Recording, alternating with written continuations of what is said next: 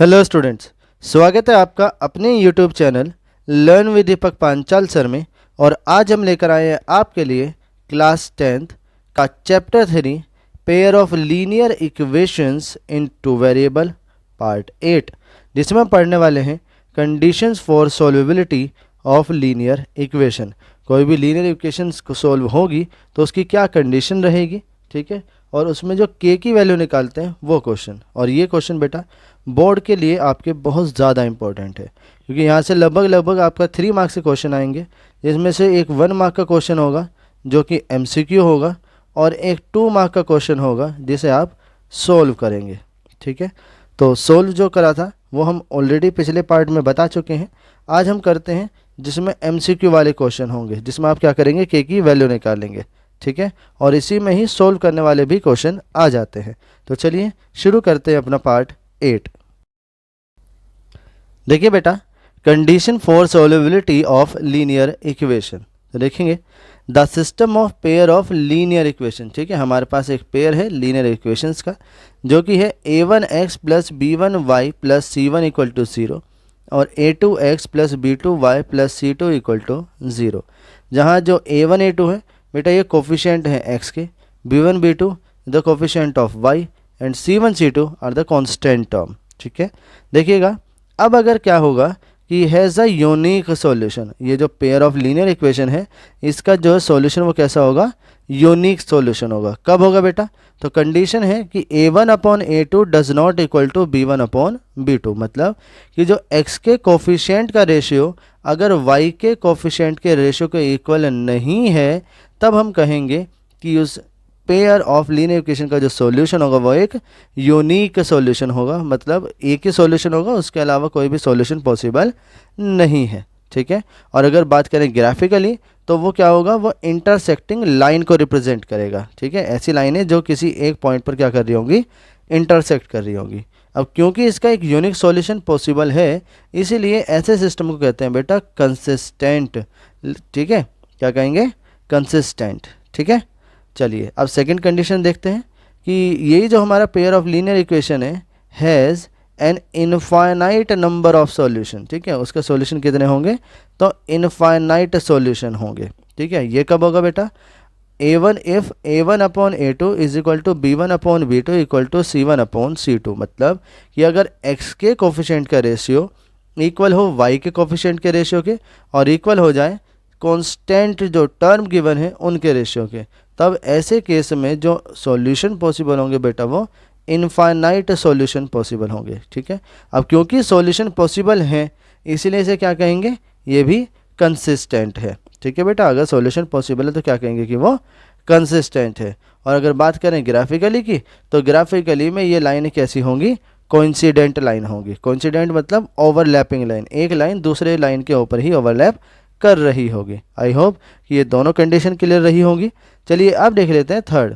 ठीक है, तो ये pair of linear equation has no solution. ठीक है, इन पेयर ऑफ लीनियर इक्वेशन का कोई भी सॉल्यूशन पॉसिबल नहीं होगा अगर a1 upon a2 equal to b1 upon b2 does not equal to c1 upon c2, मतलब कि अगर x के कोफिशिएंट का रेशियो और y के कोफिशिएंट का रेशियो तो इक्वल है, लेकिन ये कोई भी इक्वल नहीं है कांस्टेंट जो टर्म गिवन है उनके रेशियो के। ठीक है, तब क्या होगा, तब कोई भी सॉल्यूशन पॉसिबल नहीं होगा। ठीक है, तो कंडीशन ध्यान रखिएगा कि यूनिक सॉल्यूशन के लिए a1 upon a2 does not equal to b1 upon b2। ठीक है, इनफाइनाइट नंबर ऑफ सॉल्यूशन के लिए a1 upon a2 equal to b1 upon b2 equal to c1 upon c2, और नो सॉल्यूशन के लिए a1 upon a2 equal to b1 upon b2 but does not equal to c1 upon c2।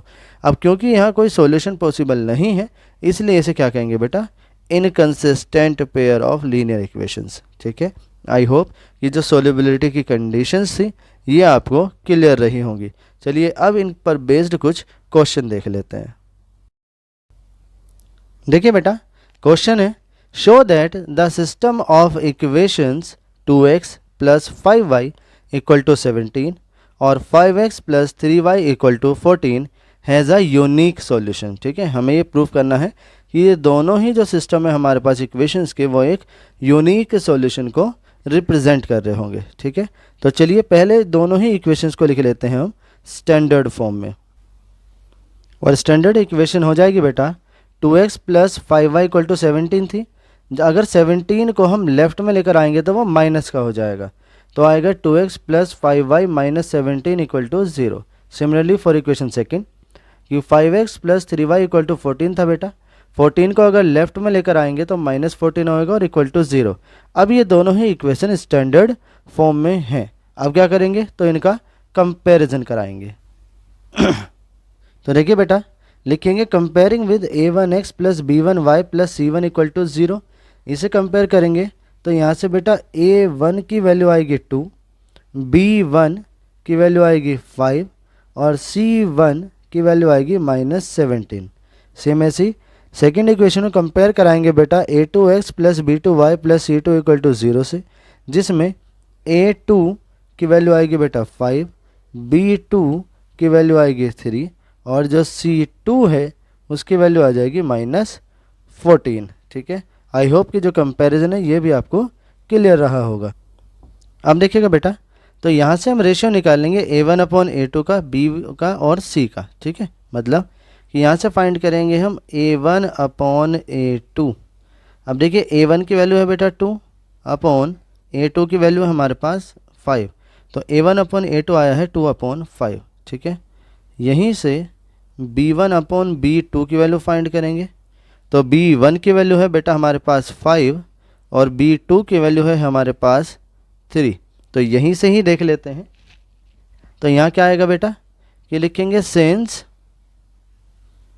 a1 upon a2 does not equal to b1 upon b2। ठीक है, क्योंकि a1 upon a2 की value बेटा 2 upon 5 है और b1 upon b2 की value 5 upon 3 है, तो ये दोनों ही वैल्यूज़ इक्वल नहीं है। तो a1 upon a2 does not equal to b1 upon b2, और यही किसकी कंडीशन थी, यूनिक सॉल्यूशन की। ठीक है, तो लिख देंगे hence system of equations has unique solution. ठीक है, system of equations has unique solution. ठीक है, यही हमारी एक कंडीशन थी जिसमें हम क्या करेंगे, यूनिक सॉल्यूशन को रिप्रेजेंट करेंगे। जी, a1 upon a2 does not equal to b1 upon b2। I hope कि ये जो यूनिक सॉल्यूशन वाला क्वेश्चन था ये भी आपको क्लियर रहा होगा। चलिए अब अपना नेक्स्ट क्वेश्चन देख लेते हैं। चलिए नेक्स्ट क्वेश्चन है बेटा, show that the system of equations 4x plus 6y equal to 7 and 12x plus 18y equal to 21 has infinitely many solution.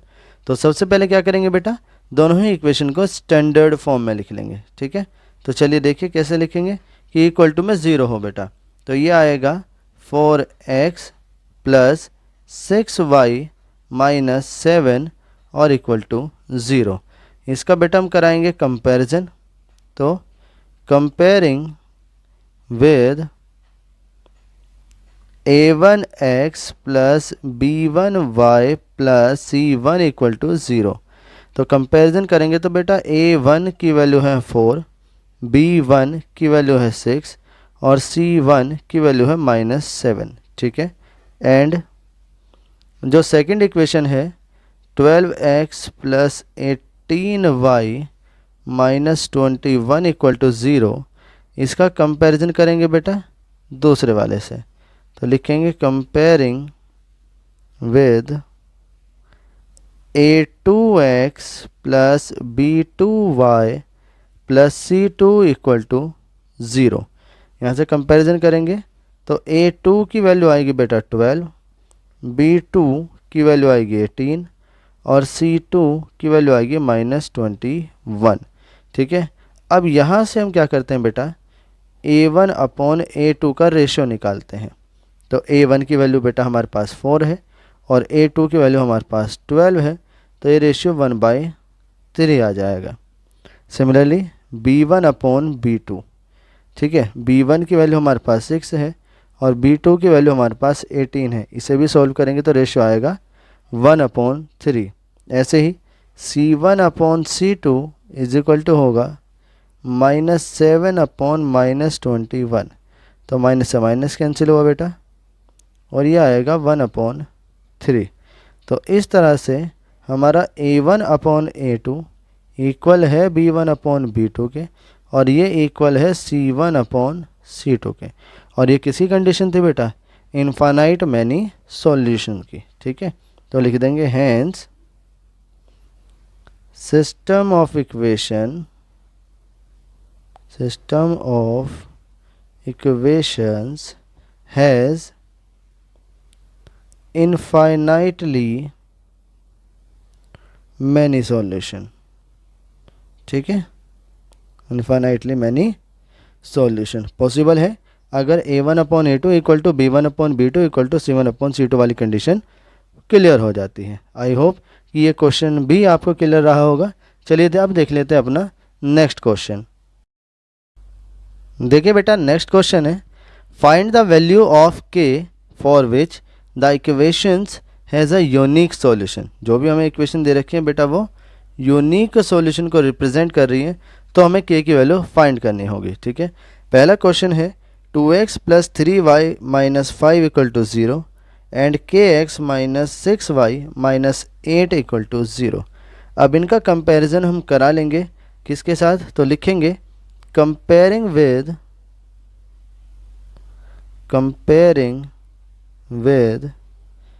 a1x + b1y + c1 equal to 0 and a2x + b2y + c2 equal to 0।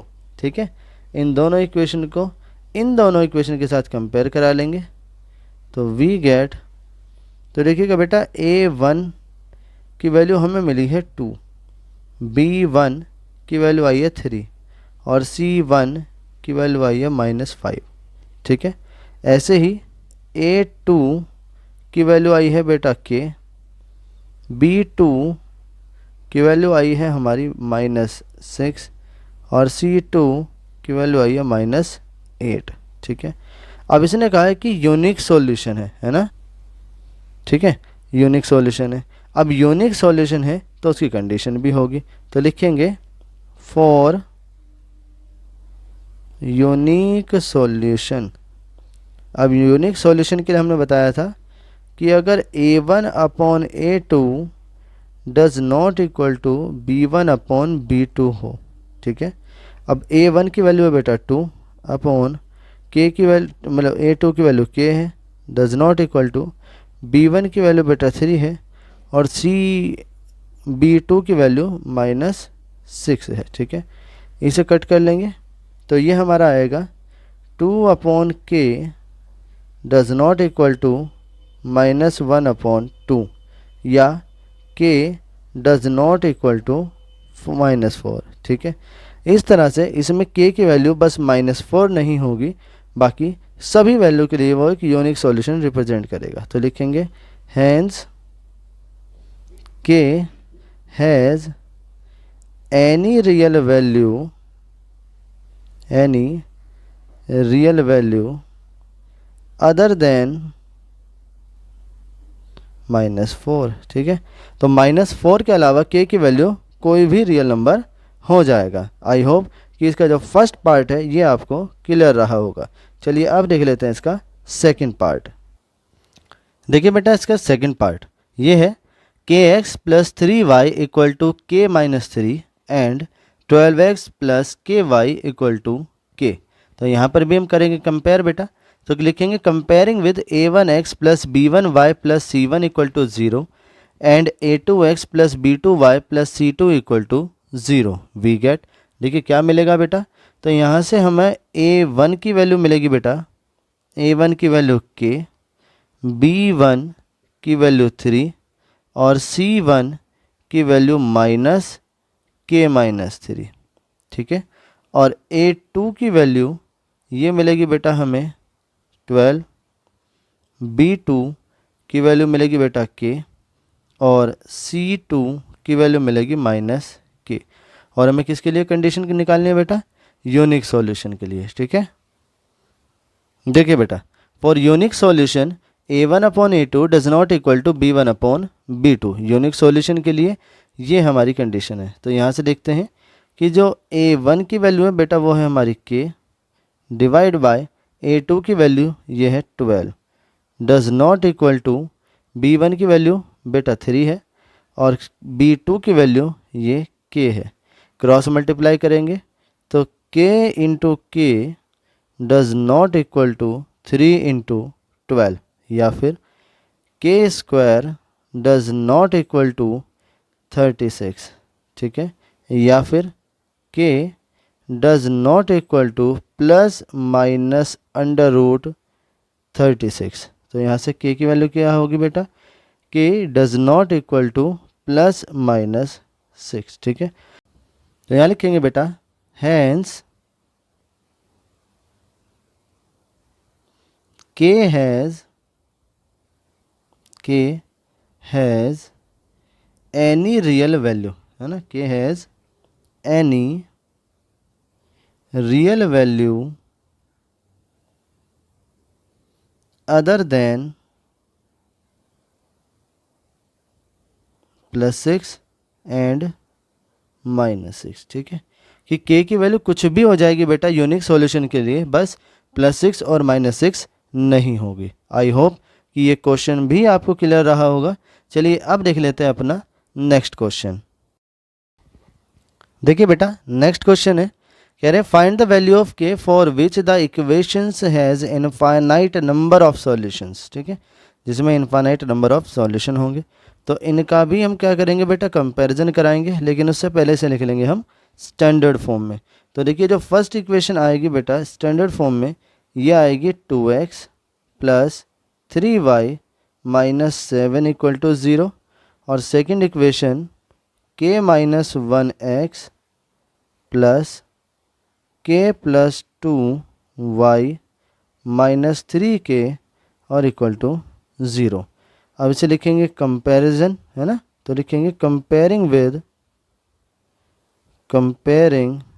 With a1x plus b1y plus c1 equal to 0 and a2x plus b2y plus c2 equal to 0।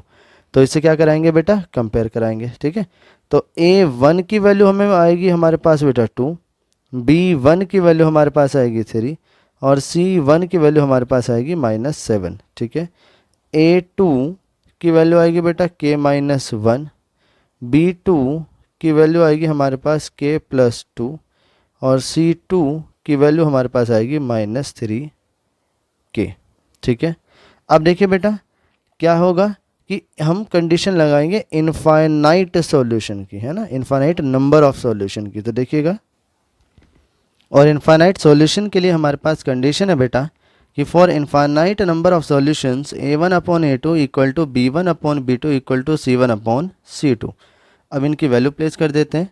तो देखिए a1 की value है बेटा हमारे पास 2 divide by a2 की value है हमारे पास k minus 1 is equal to b1 की वैल्यू हमारे पास है बेटा 3 डिवाइड बाय, और b2 की वैल्यू हमारे पास है k plus 2 equal to c1 की वैल्यू हमारे पास है बेटा -7 और c2 की वैल्यू हमारे पास है -3k। तो माइनस से तो माइनस कैंसिल हो जाएगा बेटा, है ना।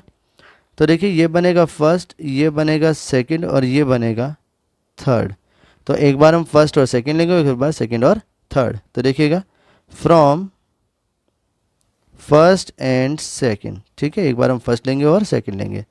तो 2 upon k minus 1 is equal to 3 upon k plus 2, या फिर 2k plus 2 is equal to 3k minus 1, ठीक है, या फिर 2k plus 4 is equal to 3k minus 3, ठीक है, या फिर 4 plus 3 is equal to 3k minus 2k, या यहाँ से k की वैल्यू कितनी आएगी बेटा 7 आ जाएगी, ठीक है। और from equation second and third, तो एक बार सेकंड और थर्ड वाले को भी लेंगे, ठीक है।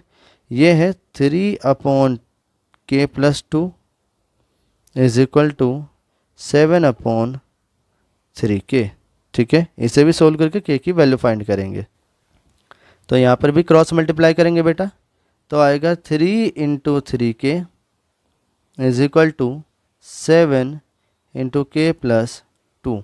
तो ये आया हमारा 9k is equal to 7k plus 2 into 7 14 हो जाएगा, ठीक है। या फिर 9k minus 7k is equal to 14, या फिर 2k इज इक्वल टू 14, या k इज इक्वल टू 7। तो फर्स्ट और सेकंड और थर्ड दोनों को सोल्व करके k की वैल्यू 7 आ रही है, तो लास्ट में लिख देंगे hence k is equal to 7। मतलब कि अगर k की वैल्यू 7 हो जाती है तो ये system of linear equation infinite solutions को रिप्रेजेंट करेगा, ठीक है। आई होप कि इस क्वेश्चन का जो फर्स्ट पार्ट है ये भी आपको क्लियर रहा होगा। चलिए अब इसका सेकंड पार्ट देख लेते हैं। देखिए बेटा, सेकंड पार्ट है kx plus 3y equal to k minus 3 और 12x plus ky equal to k, ठीक है। यहाँ भी हम इसे कंपेयर कराएंगे a1x plus b1y plus c1 equal to 0 and a2x plus b2y plus c2 equal to 0 से। तो कंपेयर कराएंगे तो बेटा a1 की वैल्यू आ जाएगी k, b1 की वैल्यू आ जाएगी हमारी 3 और c1 की वैल्यू आएगी हमारी माइनस k माइनस 3, ठीक है। और a2 की वैल्यू हमारे पास आएगी बेटा 12, b2 की वैल्यू हमारे पास आएगी k और c2 की वैल्यू हमारे पास आएगी माइनस k, ठीक है। अब लिखेंगे कंडीशन फॉर इनफाइनाइट सॉल्यूशन, है ना। तो फॉर इनफाइनाइट मैनी सॉल्यूशन, ठीक है। इनफाइनाइट मैनी सॉल्यूशन की कंडीशन क्या है बेटा कि a1 upon a2 equal to b1 upon b2 is equal to c1 upon c2, ठीक है। अब a1 की वैल्यू है बेटा हमारे पास k अपॉन a2 की वैल्यू है 12 इज इक्वल टू b1 की वैल्यू है बेटा 3 और b2 की वैल्यू है हमारे पास k is equal to minus k minus 3 divide by minus k। इस तरह से ये हमारा जो बेटा फर्स्ट होगा, ये सेकंड होगा और ये थर्ड हो जाएगा, ठीक है। देखते हैं अब, देखिएगा बेटा कि यहाँ पर माइनस से तो माइनस कैंसिल हो जाएगा। अब यूज़ करेंगे फर्स्ट और सेकंड का, तो लिखेंगे फ्रॉम फर्स्ट एंड सेकंड, ठीक है। फर्स्ट और सेकंड से k upon 12 is equal to 3 upon k, या फिर k square is equal to 12 into 3, या k स्क्वायर इक्वल टू 36, या फिर जब भी हम स्क्वायर का स्क्वायर रूट करते हैं तो बेटा प्लस माइनस आता है, तो प्लस माइनस रूट 36, या यहाँ से k की वैल्यू प्लस माइनस 6 होगी, ठीक है। दैट इज़ कि यहाँ से k की वैल्यू या तो 6 होगी और या k की वैल्यू माइनस 6 होगी, ठीक है। तो फर्स्ट और सेकंड से तो हमारी वैल्यू k की 6 और माइनस 6 आ रही है। अब देख लेते हैं बाकी कि फ्रॉम सेकंड एंड थर्ड, अब सेकंड और थर्ड से देखते हैं। तो 3 upon k is equal to k minus 3 upon k। देखिए k से k कैंसिल हो जाएगा, तो ये आएगा हमारा 3 is equal to k minus 3, या 3 plus 3 is equal to k, या k की वैल्यू 6, ठीक है। अब सेकंड और थर्ड से तो k की वैल्यू बेटा 6 आई है और फर्स्ट और सेकंड से k की वैल्यू 6 और माइनस 6 आई है। तो इनफाइनाइट मैनी सॉल्यूशन में फर्स्ट सेकंड को सोल्व करेंगे, सेकंड थर्ड को सोल्व करेंगे, और इन दोनों को सोल्व करने के बाद जो कॉमन वैल्यू आएगी, मतलब जो दोनों में आएगी, वही हमारा फाइनल सॉल्यूशन होगा। तो लिख देंगे लास्ट में हम अपना कि hence for infinite solutions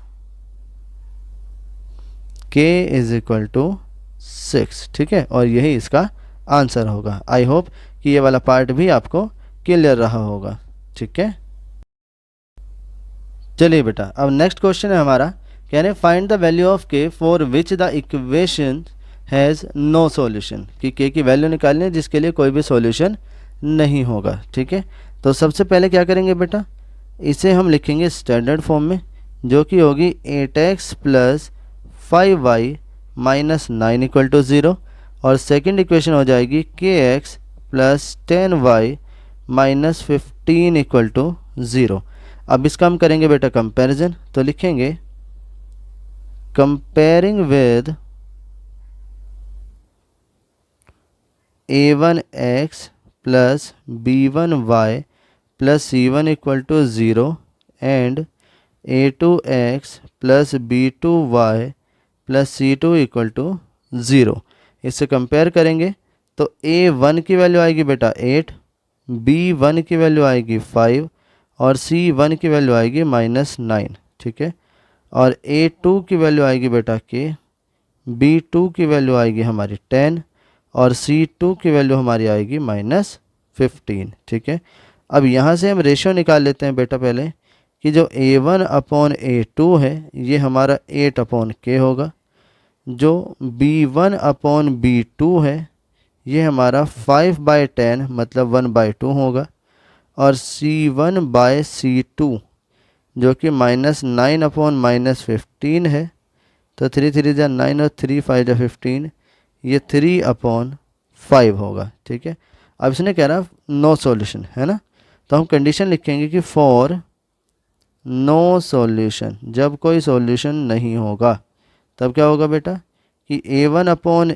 a2 is equal to b1 upon b2 but does not equal to c1 upon c2। ठीक है, a1 अपॉन a2 की वैल्यू बेटा 8 अपॉन k है, is equal to b1 upon b2 की value ये 1/2 है, does not equal to c1 upon c2 की value 3/5 है। ठीक है, अब देखिएगा 8 upon k is equal to 1/2, तो यहाँ से 8 into 2 is equal to k, या फिर k की वैल्यू 16 हो जाएगी। ठीक है, and 1/2 does not equal to 3/5, ये ट्रू है ना, ये दोनों इक्वल नहीं है, तो ये क्या हो जाएगा, ये ट्रू हो जाएगा। ठीक है, तो 1/2 डज नॉट इक्वल टू 3/5 ये ट्रू है, और k की वैल्यू 16 है, तो यहाँ पे लास्ट में लिख देंगे hence k is equal to 16, मतलब कि अगर हम k की वैल्यू बेटा 16 कर देते हैं तब इसका कोई भी सॉल्यूशन नहीं होगा। आई होप कि नो सॉल्यूशन, इनफाइनाइट सॉल्यूशन है ना, और यूनिक सॉल्यूशन की कंडीशन और उन कंडीशन को हम किस तरीके से अप्लाई करते हैं ये आप सभी को अच्छे से क्लियर रहा होगा। फिर भी अगर आपको कोई डाउट है तो बेटा हमें कमेंट सेक्शन में कमेंट करके ज़रूर बताइएगा। Thank you.